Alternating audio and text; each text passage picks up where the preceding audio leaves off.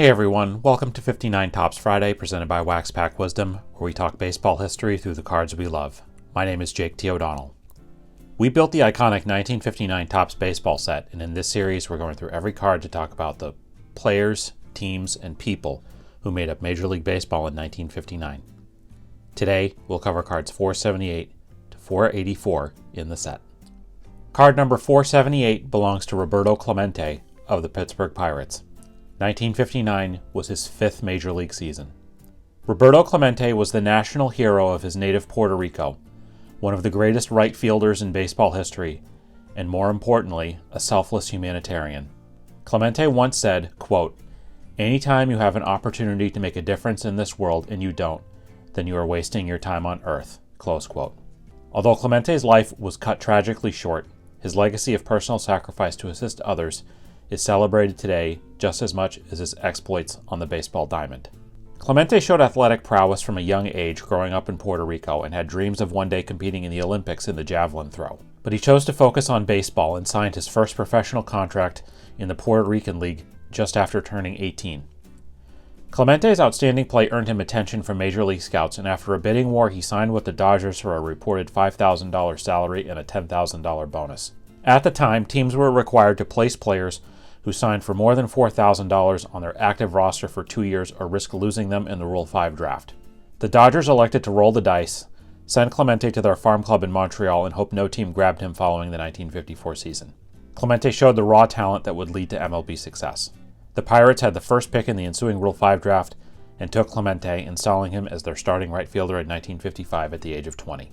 Clemente's first 5 years in the majors were solid and showed flashes of brilliance, but he was not considered among the game's elite performers. He batted .282 during these years, hitting .311 in 1956 and .296 in 1959, while playing an exciting style on the bases and in the field, where his rifle throwing arm stopped many runners. In 1960, Clemente began to find more of his power at the plate and batted .314, finished in the top 10 of NL MVP voting for the first of 8 times, and earned the first of 15 NL All-Star selections. The Pirates won the pennant, and Clemente batted .310 in the World Series, and the Bucs won a thrilling 7-game tilt against the Yankees.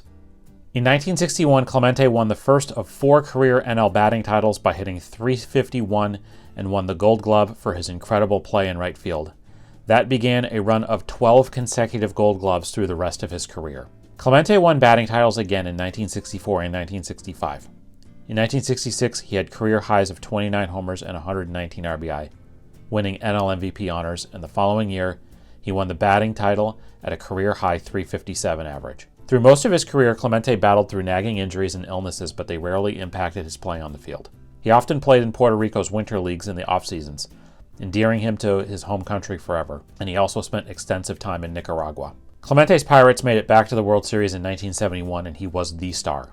He batted .414 in the 7-game series against the Orioles, with 2 home runs and 5 total extra base hits, winning series MVP for the victorious Pirates. As the 1972 season drew to a close, Clemente neared the illustrious 3,000 career hit mark. With 4 games left in the season, Clemente reached the milestone in Pittsburgh in front of his adoring fans. He played 1 more regular season game, and then the Pirates were beaten in the National League Championship Series by the Reds. During the offseason, an earthquake hit Nicaragua, and Clemente felt compelled to help, organizing the delivery of relief supplies to victims there. On New Year's Eve 1972, a cargo plane carrying Clemente and 4 others crashed into the Atlantic Ocean shortly after takeoff. Clemente's body was never recovered. To honor him, the Baseball Hall of Fame took the extraordinary step of waiving the usual 5-year waiting period and inducted him in the summer of 1973, making him the first Latino-born player to be enshrined. An MLB award honoring players for their off-field accomplishments and character, initially established in 1971, was renamed in honor of Clemente in 1973. MLB celebrates Roberto Clemente Day each year on September 15th to honor his life and legacy. Card number 479 belongs to Lindy McDaniel of the St. Louis Cardinals. 1959 was his 5th MLB season. McDaniel pitched for 21 seasons in the majors, mostly as a reliever, for the Cardinals, Cubs, Giants, Yankees, and Royals, and possessed one of the most devastating curveballs in the majors. He debuted at 19 for the Cardinals in 1955, and after mostly starting, moved to mostly full-time relief during 1958. McDaniel led the National League in the relatively new save statistic in 1959 and 1960, the latter of which marked his best season in the majors. He had a 12-4 record and a 2.09 ERA and 116 and a third innings to go with 105 strikeouts. McDaniel was selected to both NL All-Star squads that year and finished third in Cy Young voting during a time when pitchers in both leagues were considered for a single award. He also finished fifth in NL MVP voting.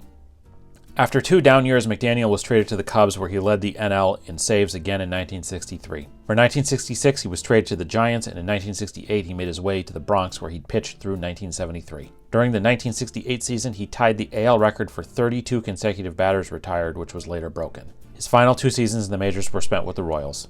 Upon his retirement, only Hoyt Wilhelm had more career appearances, relief victories, and relief appearances in MLB history. During his career, McDaniel became an ordained minister in the Church of Christ and continued preaching after his retirement from baseball. He died in 2020 at the age of 84. Card number 480 belongs to Red Schoendienst of the Milwaukee Braves. 1959 was his 15th MLB season. Albert Fred Schoendienst appeared for the Giants and was a world champion with the Braves, but his name became synonymous with the Cardinals, where he played for 15 of his 19 seasons and worked for most of his post-playing life. It was certainly fitting for a man nicknamed Red. He grew up in Illinois, about 40 miles from St. Louis, and after nearly losing an eye in an accident while working for Depression-era Civilian Conservation Corps, he tried out for the Cardinals in 1942. After not taking action right away, the Cardinals eventually signed Schoendienst, and he spent a couple of years in the minors before he was drafted into the service in 1944. He got a medical discharge and went back to baseball, debuting with the Cardinals in 1945. Schoendienst led the National League in stolen bases his rookie year, mostly playing outfield. He moved to his customary position at second base the next year. The Cardinals were a powerhouse team in 1946, winning the NL pennant and eventually a 7-game World Series against the Red Sox, where Schoendienst batted .233 with an RBI. That year was also the first of his 10 NL All-Star selections. He was a consistent year-in, year-out All-Star performer in his initial run with the Cardinals, leading the NL in doubles in 1950.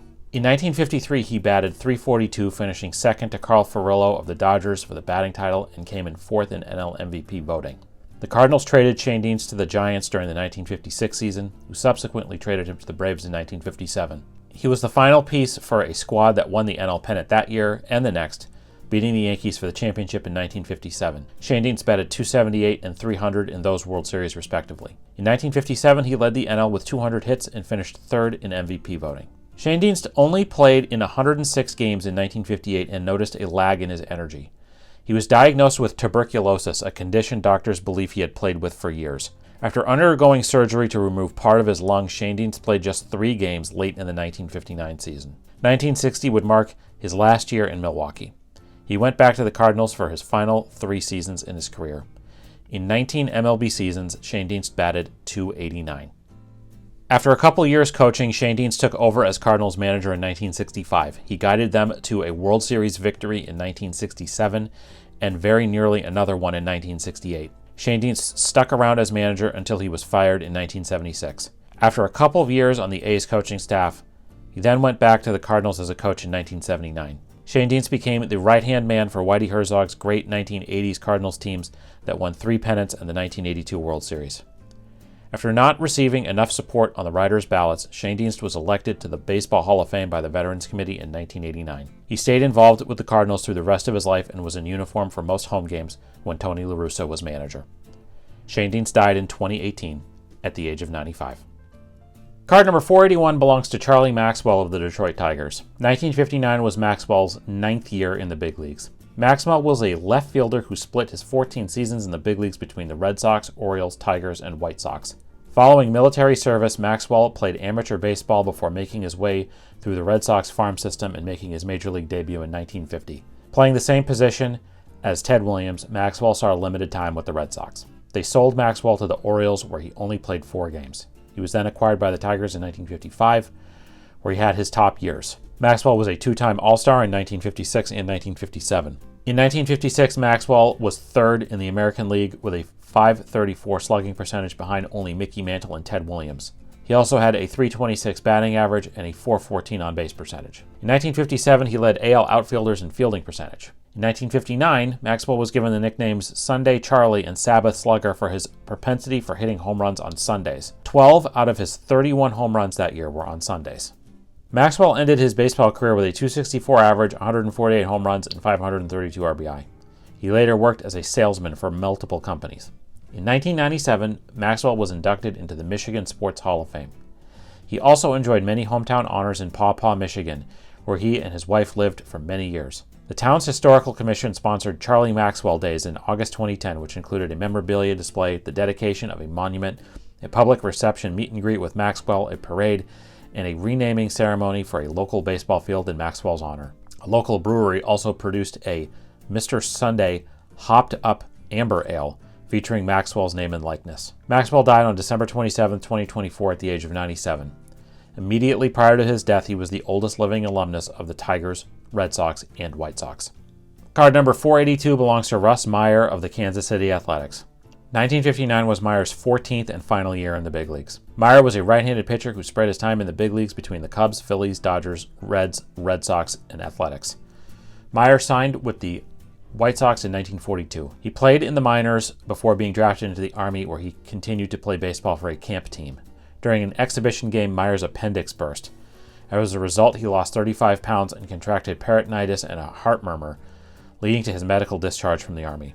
He was advised not to play baseball for 2 years, but he played anyway. Although Meyer was released by the White Sox, he was able to then sign with the Cubs, making his big league debut in 1946. In 1949 with the Phillies, Meyer won 17 of 25 decisions with a 3.08 ERA, 7th best in the National League that year. Meyer was in 3 World Series in 1950, 1953, and 1955, the latter being the only time he was a member of a World Series winning team. Meyer entered his major league career with a 94 and 73 win-loss record, a 3.99 ERA, and 672 strikeouts. He worked as a minor league pitching coach in the Yankees organization and a color commentator on some baseball broadcasts. He died in 1997 at the age of 74. Card number 483 belongs to Clint Courtney of the Washington Senators. This was his 9th MLB season. Courtney was one of a long line of MLB players originally signed by the Yankees during their dynastic 1940s and 1950s era who made their mark in the majors on other clubs. As a catcher, Courtney was blocked by Yogi Berra in the Bronx, and although he did appear in one game for the Yankees in 1951, he was traded in the offseason to the Browns. His 1952 rookie season was his most accomplished, batting .286 in 119 games and finishing second in League Rookie of the Year voting. Courtney moved with the Browns to Baltimore, where they became the Orioles, and he was the starting catcher in their first game. Courtney was traded to the White Sox before the 1955 season, and then to the Senators during that season, where he would stay through 1959. He finished out his career with Baltimore and Kansas City over his final 2 years in 1960 and 1961. All told, Courtney hit .268 with 38 homers in 946 MLB games. Known for his pugnacious attitude on the field, Courtney's nicknames included Scrap Iron and the Toy Bulldog. Courtney stayed in the game following his playing career, coaching and managing in the minor leagues until his death at the age of 48 in 1975. Card number 484 belongs to Willie Kirkland of the San Francisco Giants. 1959 was his second MLB season.